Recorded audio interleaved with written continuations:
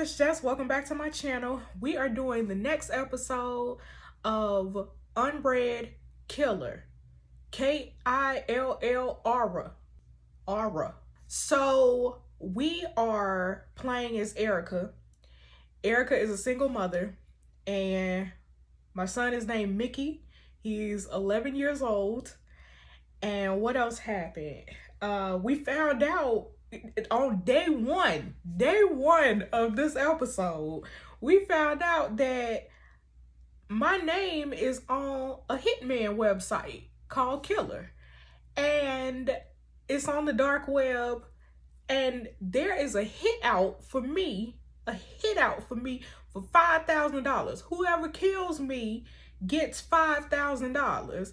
So we got to figure out who put my name on this website, and why. Why y'all coming after me? The first, y'all, it was like 5 minutes into the video, into episode 1, somebody ran up on me in my house. Like, I opened the door and somebody ran up in there and tried to stab me. Not suggestions, but Erica. But we playing as Erica, so it's me. They tried to stab me. Yeah, we gotta figure out who did it. We gotta figure out who is trying to kill me, who put my name on the website, who is conspiring to kill me, who got motive to kill me. We got 3 suspects right now, y'all. Number 1 is Christopher. Christopher is my baby daddy. I told you I'm a single mother. My son is named Mickey. Mickey's daddy is named Christopher. I have no clue. I have no clue why Christopher left us, but he left us, and he's rich, apparently. he's very rich. So he got $5,000 to spend to kill me. So Christopher's suspect number 1. Suspect number 2 is Hannah, or Hannah's husband, maybe.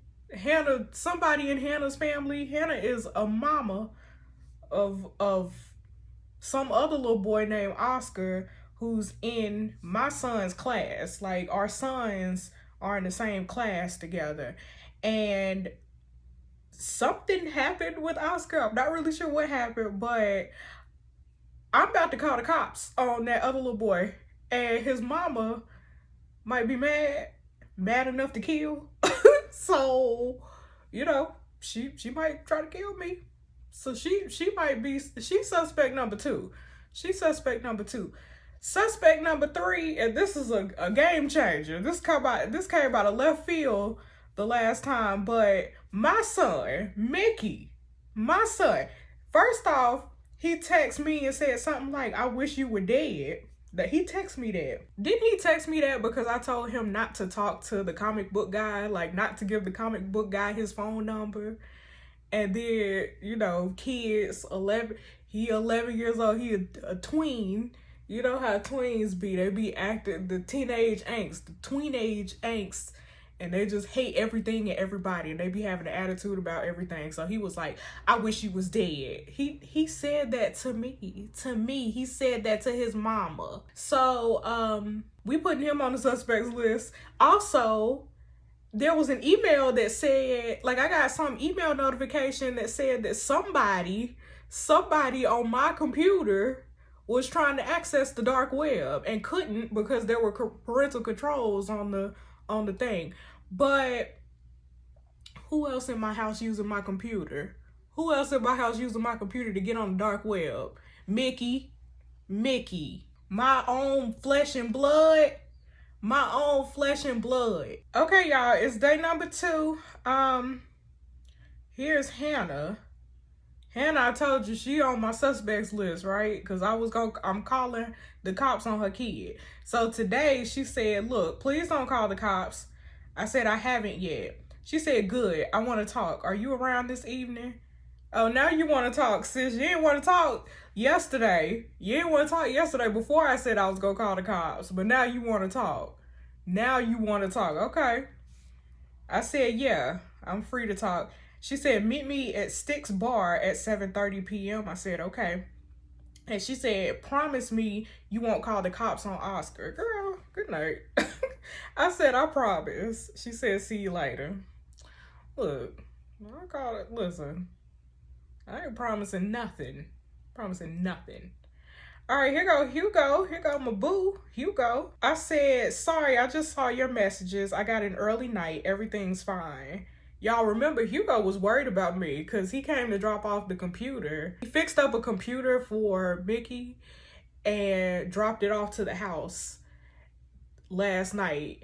And he dropped it off like right after somebody had tried to run up on me. So I was shaken up. I couldn't even flirt with Hugo correctly. I couldn't even work my magic on Hugo because the killer got me all discombobulated. So Hugo texted me last night to check on me to make sure I was okay, but I was asleep. I went to bed early. So I said, sorry, just saw your messages. I got an early night. Everything's fine. He said, I've been thinking a lot about last night. You look really scared, like really scared. Are you sure everything's fine? I said, yeah, it's complicated, but I'm sorting it out. Thank you so much for the laptop. I totally forgot to ask, how's Hallie's cold? Hallie is his daughter, y'all. He says she's getting better, reaching the point of trying to bargain her way to extra sick days when she's actually well enough now to go back to school. I said, haha, I know that stage well. Well, I'm glad she's feeling better. He said, if you don't mind me asking, did someone hurt you last night? I said, what? He said, I may not know much, but I know what fear looks like. My sister was abused for years by her husband. And you had that same look on your face that I saw on hers. Yeah, I got an email. Oh, yeah, hold on. I gotta open it. Why is Hannah in my email?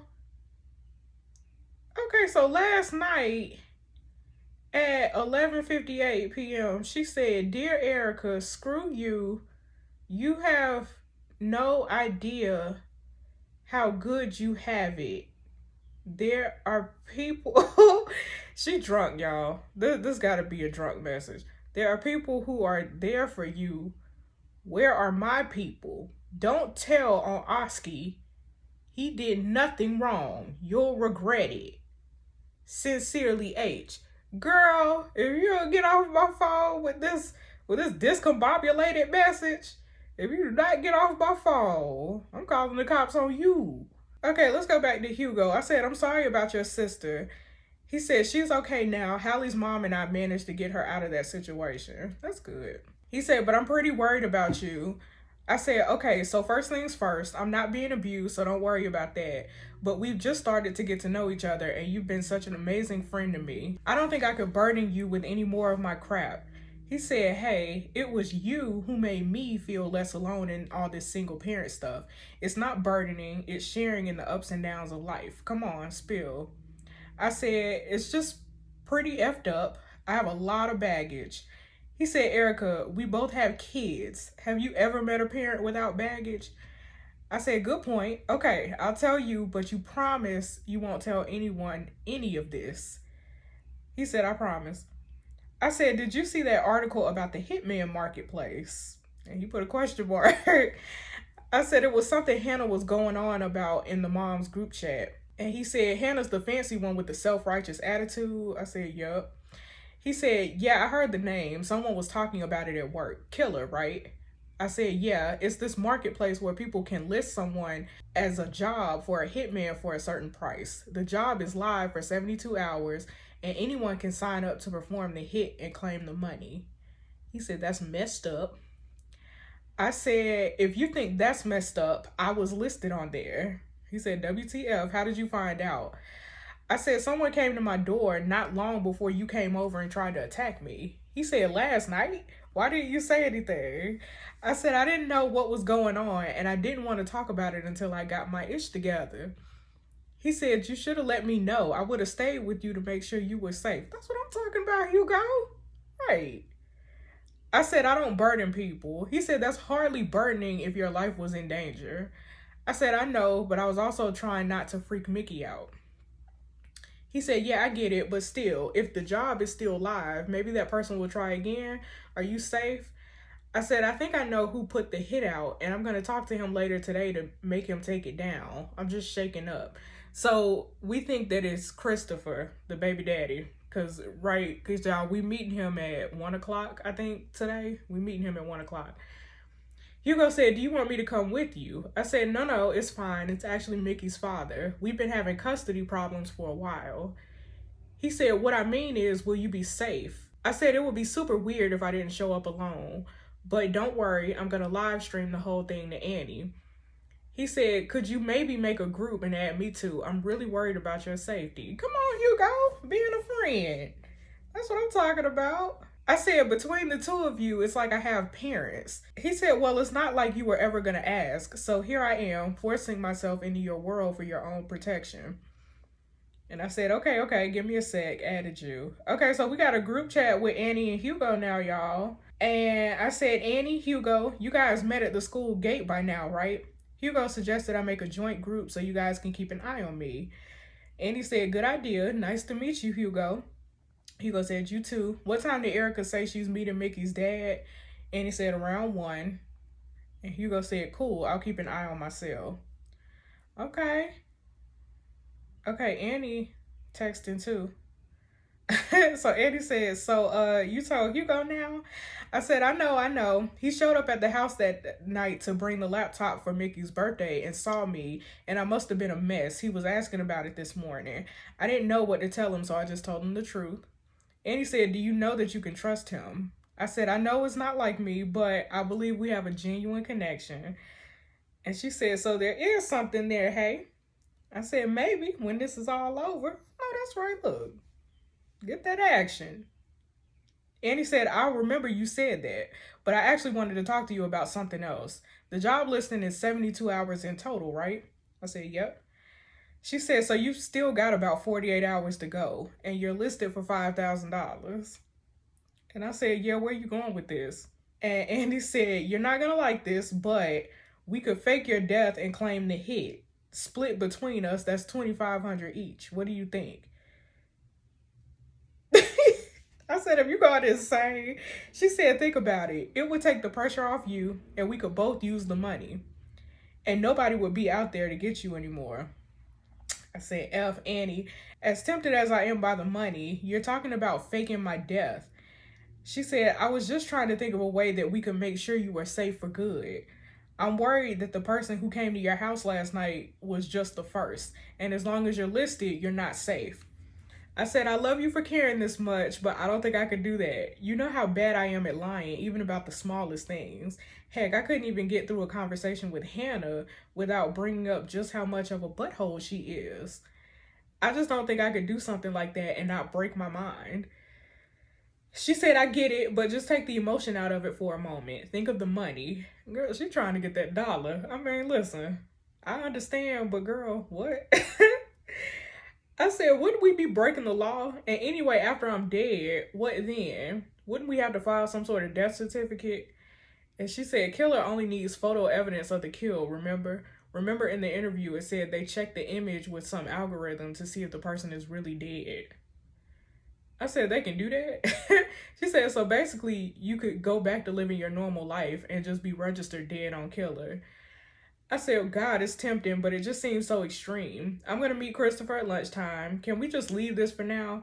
I feel like I can only focus on one thing at a time. She said, yeah, I understand, but just keep it in the back of your head, especially if you can't convince Chris to take you off the site. I said, yeah, that's what I'm going to try to work out how to do now. If he wants me dead, it's because he wants custody of Mickey. But if he's prepared to have me killed to get that, then I don't want him to have anything to do with Mickey ever again. She said, then the important thing is for you to find proof. You need to get him to admit on live stream that he listed you. Then if he refuses to cancel the hit on Killr, you can call the cops. I said, that's perfect. God, I don't know the first thing about getting someone to confess, though. I'm going to go check it out online. She said, look at you. You're a fighter, Erica. You always have been. I said, I never really had a choice. And she said, that's how the best fighters are made. Oh, Lord. Y'all, I got another email. Principal Williams said, "Dear parents, I'm writing to inform you of something that has recently come to my attention. There have been warnings issued by local police that drug dealers have been targeting 11 to 13-year-olds to become drug runners to carry and deal drugs on their behalf in certain areas." This sounds like some stuff that my son would get caught up in. "Our collective vigilance will be the best form of defense against such behaviors. If you suspect your child or others may be at risk, I encourage you to first talk to them. Our school is and has always been a strong community and safe place to nurture and develop our children. We'll be offering support to parents and children alike. My door is always open, and school counselor is also available." Y'all, it sounds like something my son would get involved in. Mickey, you better not be running drugs, bro. You better not be running drugs. I'm texting Hugo now, and I said, "I know I'm asking quite a lot of you lately, but is there any chance you could pick Mickey up from school today and babysit him this evening? I'd ask Annie, but she has an evening shift." He said, "It'd be my pleasure." I said, "Lifesaver, thank you." And he said, "For the record, that's not asking a lot at all. Where are you off to?" I said, "Gotta meet up with Hannah." He said, "How come? I thought you didn't like her." I said, "Yeah, we're gonna try and sort out our mess, talk like grown-ups." He said, "That kind of meetup." I said, "Yep." He said, "I was worried you had a hot date." Listen, I said, "Well, I nearly got attacked on my doorstep yesterday, so not sure I want to meet up with random strangers right now." He said, "Glad I'm not a random stranger." I said, "Are you flirting with me?" He said, "Do you want me to be?" I said, "Can we maybe not complicate things right now? I'm sorry." He said, "It's okay, I shouldn't be pushing." I said, No, you're really not. Sorry, I made it weird, haven't I?" He said, "Not at all. I don't take things personally." I said, "I appreciate that. Christopher certainly never had any of that maturity." And he said, "Comparing me to your ex?" I said, "Sorry, didn't mean it like that." He said, "No, it's nice to be thought of in that space in someone's life." I said, "I'm just annoyed that he's still such a big presence in my life. Like your wife must still be a big presence in yours." He said, "I try to allocate space for thinking about Naomi so that the rest of the time I can get on with things." I said, "What do you mean?" He said, "Like whenever I start missing her or thinking about her, I'll take like 30 minutes to sit there and allow myself to think about her and nothing else. And then when it's done, I try to move on to other things. To begin with, I think about her for like 3-4 hours every day. But over time, that window has been reducing to something I could work my life around." I said, "That's such a beautiful idea. I could never compartmentalize like that." I don't think I could compartmentalize like that either. He said, "Don't get me wrong, it's not easy, but it helps. Means I don't feel guilty about moving on with my life, but also I don't spend all day dwelling in the past." And I said, "That's a good solution. Okay, gotta go do a job. I'll update you guys in the group chat when I'm meeting Christopher." Okay, I text Mickey and I said, "Hello, sweetheart. Hallie's dad, Hugo, is picking you up from school today. Mommy's gotta go out this evening, but I'll pick you up before 9. He said, "Cool." And I said, "Have a good day." Okay, so Mickey know that he need to go with Hugo after school. Okay, here go Lars, my neighbor, y'all.